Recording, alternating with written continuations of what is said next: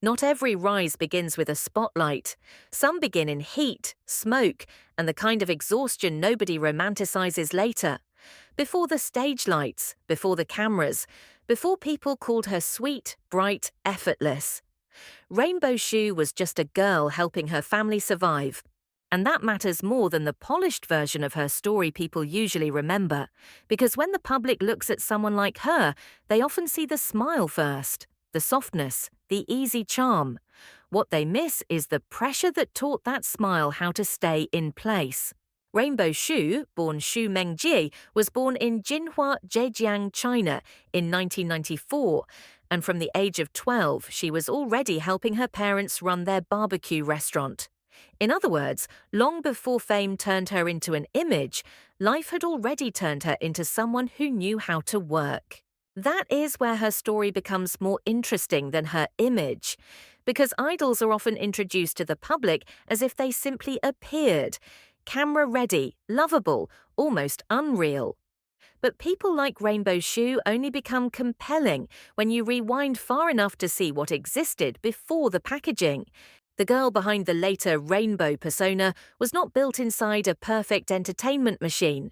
She came from routine, labor, and a life where helping your family was not a sentimental detail for interviews. It was normal, it was expected, it was survival. And maybe that is why there has always been something stronger underneath her sweetness than people first assumed. When she entered entertainment, it did not happen with a dramatic breakthrough.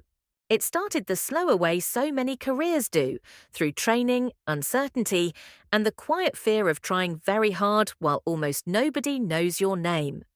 In 2015, she joined the girl group project Lady Bees, and for a while that was the shape of the dream. Small, unstable, but still alive. She ranked first in the group's only election, which already hinted at something important. She had presence and she had endurance. But in this industry, endurance does not guarantee safety. Lady Bees eventually disbanded, and that early chapter could easily have become the end of her story. Just another girl who got close and then disappeared. But Rainbow Shoe did not disappear.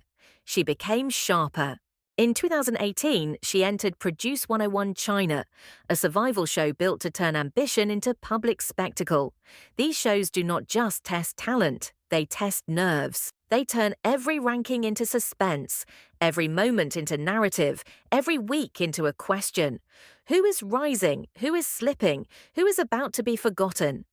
And Rainbow Shoe was not presented as the obvious chosen one. She was not the girl everyone expected to debut from the beginning. She was something more fragile and, in a strange way, more dramatic, a dark horse. She spent most of the competition hovering outside the debut line, never securely inside the final top 11 until the very end. That made her rise feel less like a victory lap and more like a fight the audience was watching in real time. And that is the part people tend to flatten when they tell her story too quickly. Because she debuted sounds clean. What actually happened was tension, uncertainty, the kind of climb where one bad week can erase months of effort. Then came the finale. Rainbow Shoe finished 11th, the final debut spot, and entered Rocket Girls 101. Not from the center, not from the safest place, from the edge. And maybe that detail says more about her than anything else.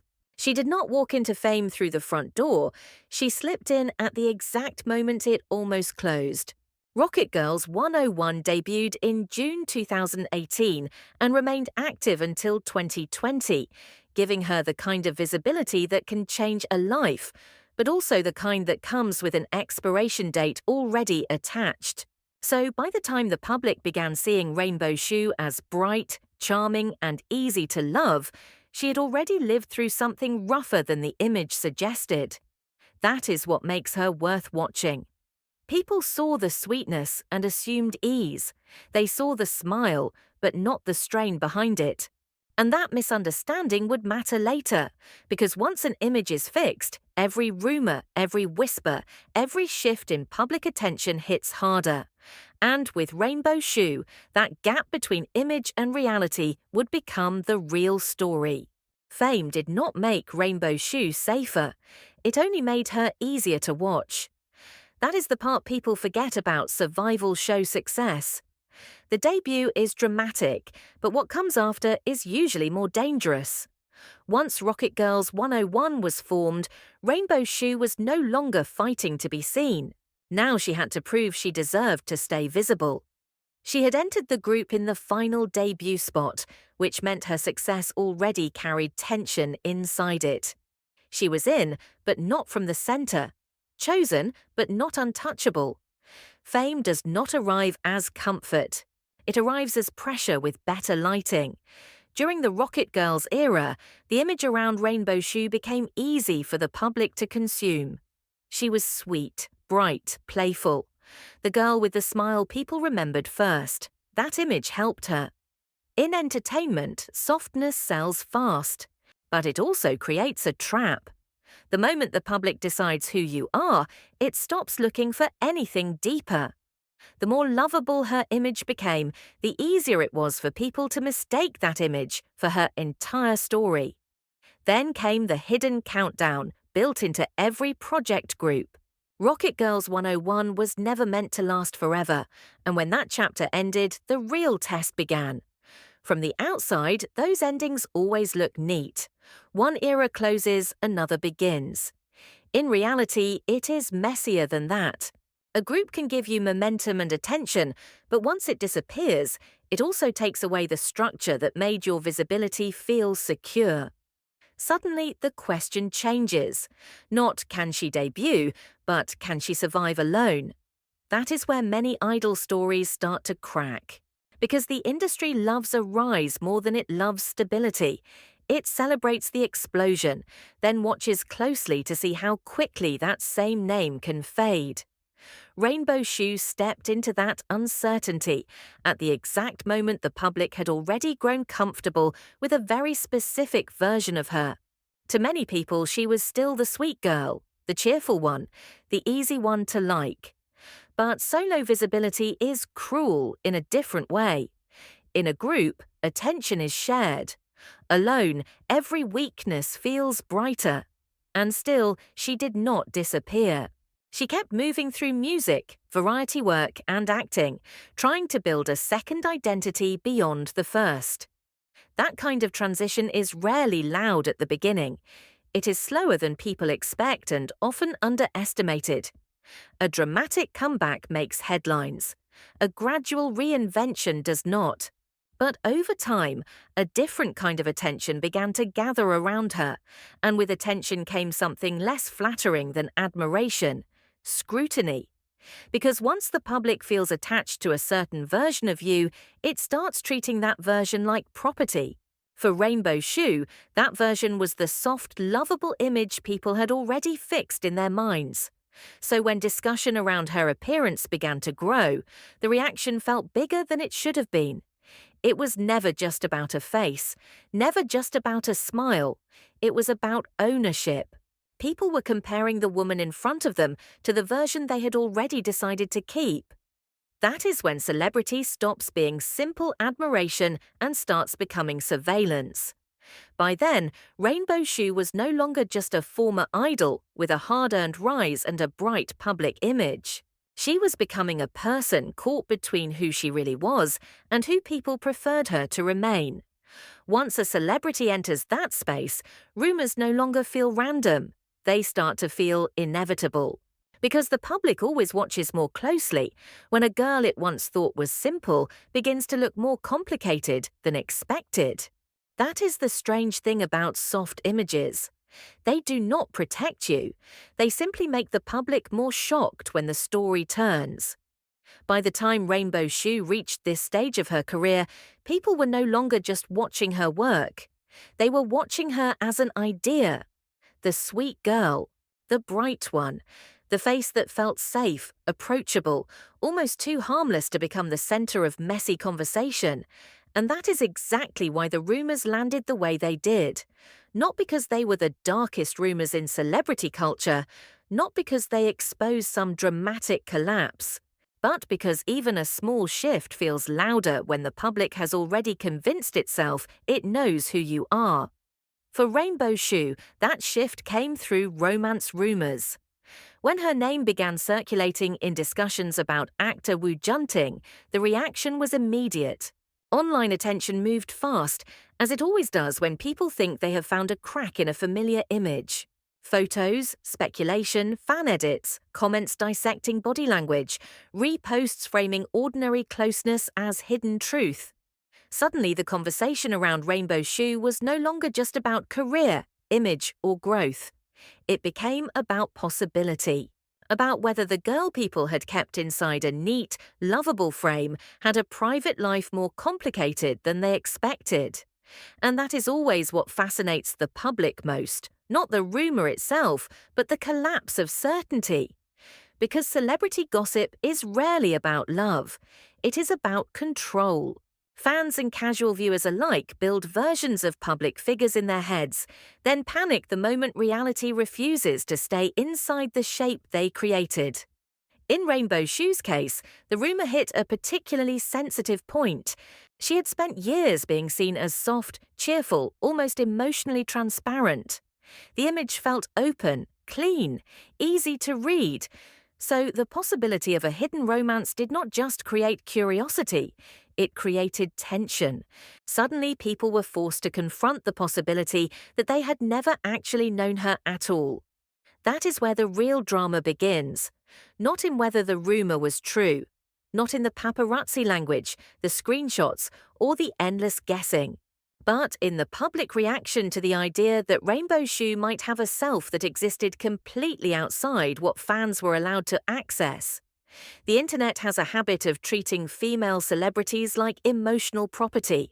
People do not just admire them, they quietly expect them to remain legible, available, consistent.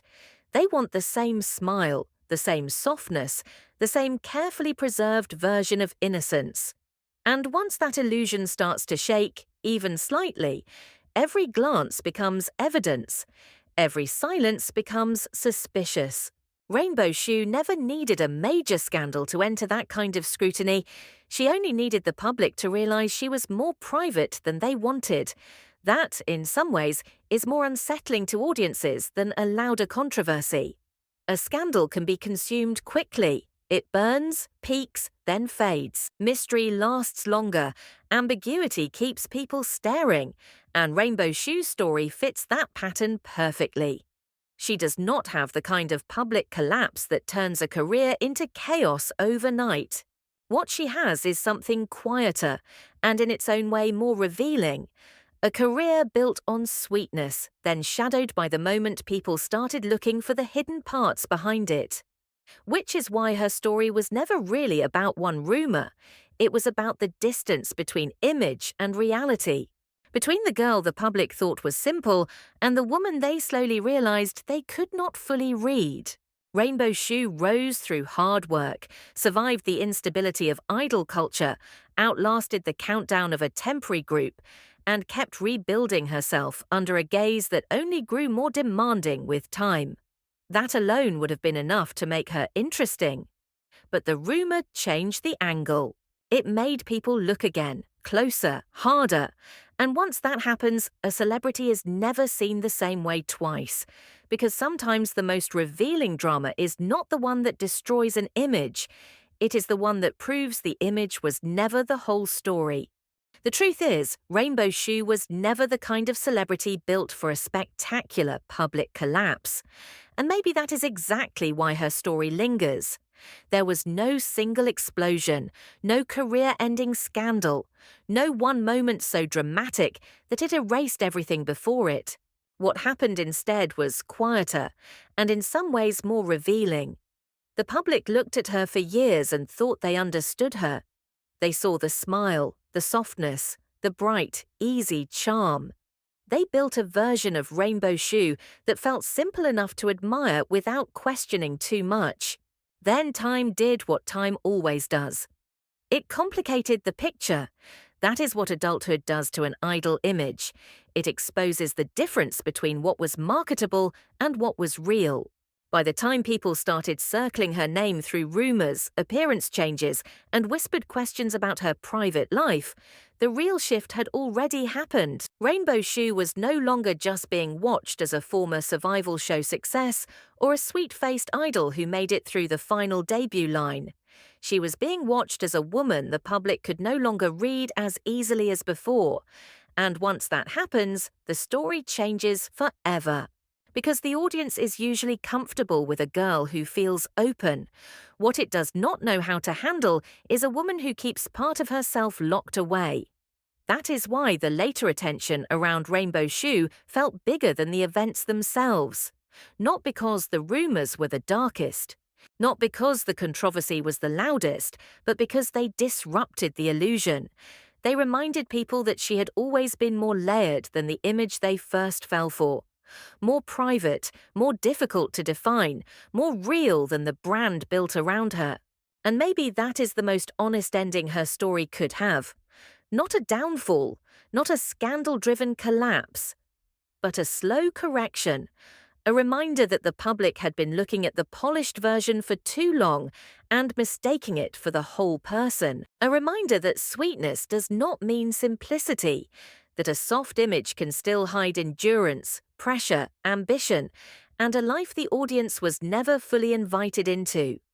Rainbow Shoe did not become interesting because everything fell apart. She became interesting because it did not. Because she kept going, kept adjusting, kept surviving the way so many public figures do, under pressure, under projection, under the weight of being misunderstood in a way that looked flattering from the outside. And in the end, maybe that was the real story all along. Not the rumor, not the image, not even the fame, but the gap between what people saw in Rainbow Shoe and who she had quietly been the entire time.